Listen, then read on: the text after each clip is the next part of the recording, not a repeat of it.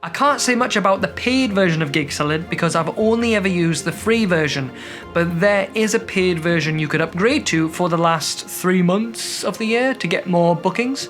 So how Gigsalad works from the perspective of the client is that the client goes onto the website, type in what they're looking for. Beatles tribute band, no, Santa Claus, they can get whatever they want. Princess, the performers matching the criteria that was typed in, they pop up, and the ones with the paid accounts usually pop up, at the top of the page, and they're sorted by geographic area.